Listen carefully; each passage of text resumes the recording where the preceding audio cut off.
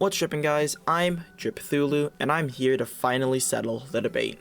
This is a debate that predates any civilization and is estimated by science to be as old as the universe, something that even after billions of years later has no completely agreed upon answer, one that tears apart families and spills blood and guts all over the battlefield. That, of course, being boobs or butt, ass or chest, titties or cake, asticles or chesticles. You get the idea. Top or bottom, what's better? Before I answer this though, we need to weigh out the pros and cons of each one, so that we can get the proper answer. First, I must say this, of course, all boobs and ass lives matter, whether they be big or small, fluffy or flat. They are all valuable existences to this world. Some people want an ass they can play with like bongos, and some want a butt that, when having sex, it'll feel like pounding a slab of wood. Some folks want boobs that have their own orbit, and others want a chest that produces condensed milk when they lactate. For the sake of this video though, we're gonna assume that the person in question can only have one, so they can either have a really big ass and zero chest, or they can have some huge milkers but an ironed out ass. Anyway, let's start with what all the little boys love. That being big ol' honkers, the big galactic Oreo dunkers we know as tits. What are the pros, the upsides of this fleshy part of the body?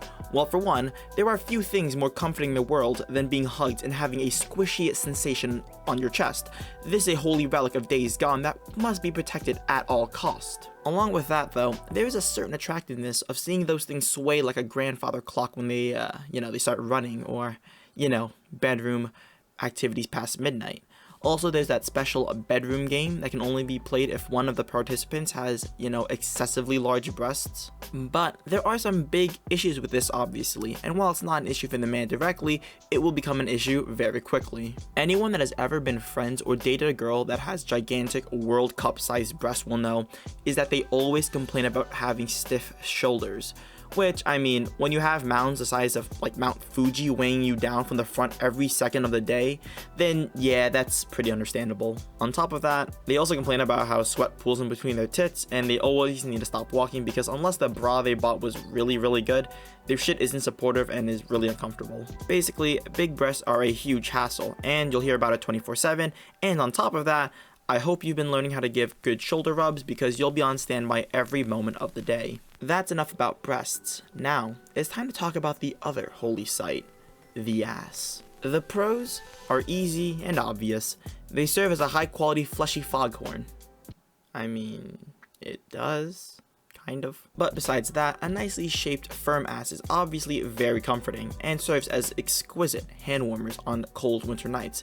Along with that, during those extra cold nights that get warm and steamy, well, your dick and pelvis will praise the sun that their partner's got a fatty. And unlike the boobs, you don't hear complaints on daily walks of their ass getting in the way and not being supported by something. You don't hear them getting pains or stiffness anywhere because how the fuck is a big ass gonna cause stiffness in anywhere besides the groin area of a man? The only thing though that your significant other will be complaining about is how often you slap their ass whenever you pass by or whenever it appears in the corner of your vision. So now, we come out of the details and look at these contestants once again. Ass or boobs? What is better? By now, all the men should have realized it.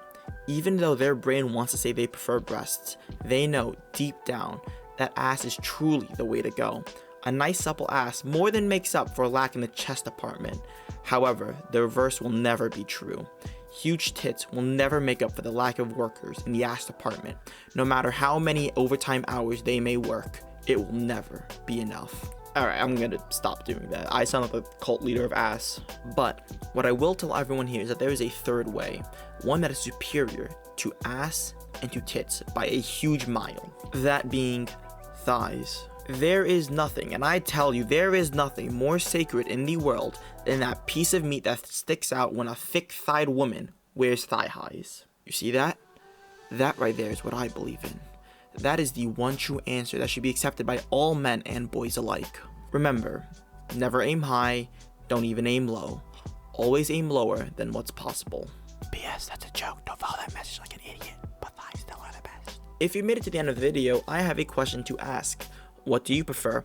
Are you an ass or a breast man? Or are you cultured and believe in thighs? Or are you even more cultured and lust after something else?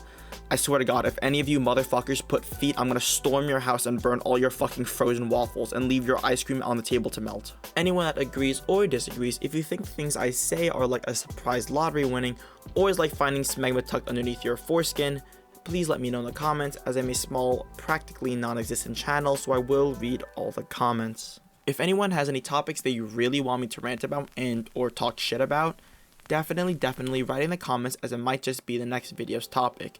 If you really like what you see and you want more content, subscribe so that you can let me know that you want more of my bullshit. It's been fun. See you all later. Have a decent day. Ja.